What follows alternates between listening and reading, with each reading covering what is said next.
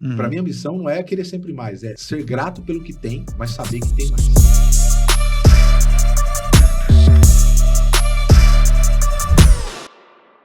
Cara, o que é um vendedor? O cara consegue fazer a venda justa, tal, o trabalho. Essa atividade, qualquer um pode fazer. Qualquer um pode fazer.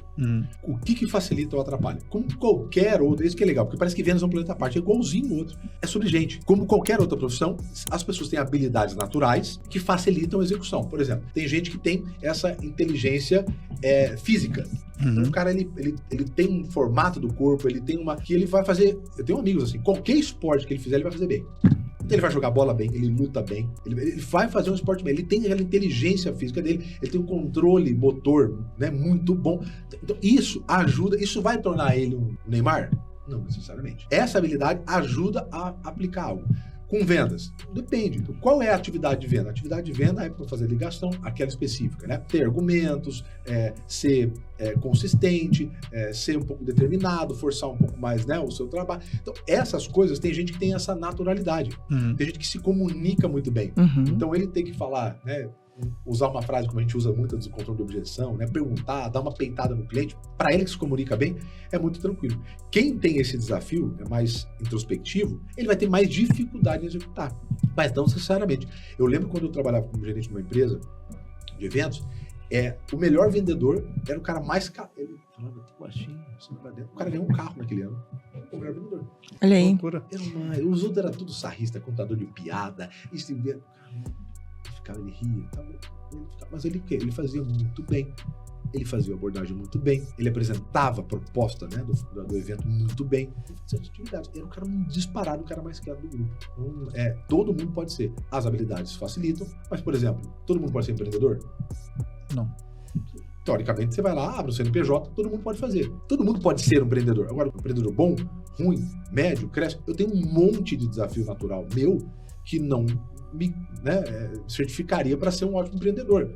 Por exemplo, eu odiava finança. Naturalmente, não é algo natural meu, que eu faço conta rápido, não sei o que, não é natural meu. Só que, meu amigo, se você não fizer conta, né? Se você só tiver o espírito de venda na empresa, você quebra a empresa.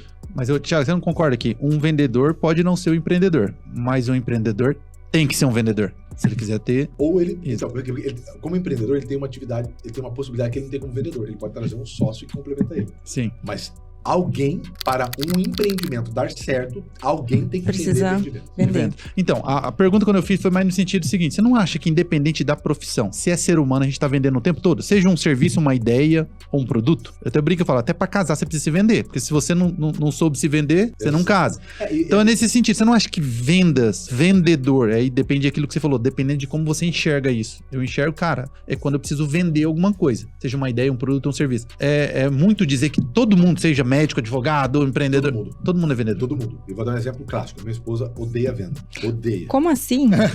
Odeia. Ela tem horror de vender coisa. Ela tem uma empresa. Ela é extremamente habilidosa, premiada, prêmio internacional da empresa. Mas ela já teve empresa dela de consultoria. Não deu certo porque não vendia. Não sabe.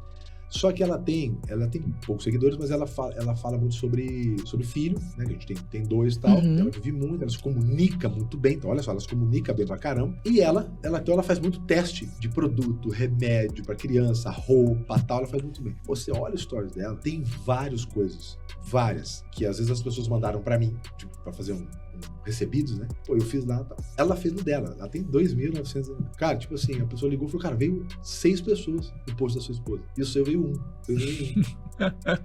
Ela vende absurdamente bem ali. Porque o que é venda? Pô, venda é ter um perfil de cliente bem definido, e ela tem lá, o pessoal que segue dela ou é familiar ou é mãe, né? Que segue bem ela lá. Ela não é blogueira, nada, mas ela gosta muito de fazer, de compartilhar. Ela tem um perfil muito bem definido, né? Ela comunica o produto muito bem, ela faz comparativos, então ela fala de características e benefícios para a pessoa, e aquilo tem que encaixar com o dia a dia. Então tem gente que tá precisando, tem gente que não tá. Então assim, esse é o desenho de vendas. Esse é o desenho. Então, mas para ela é uma péssima vendedora, ela odeia vendas e ela faz o processo de venda. Então assim, se você respeitar o processo, funciona. Então todo mundo pode ser vendedor.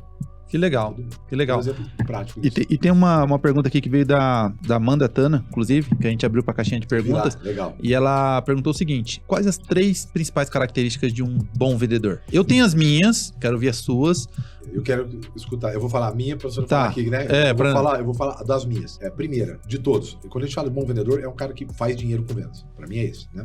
Vende bem, faz dinheiro. Primeiro de todos, ambição.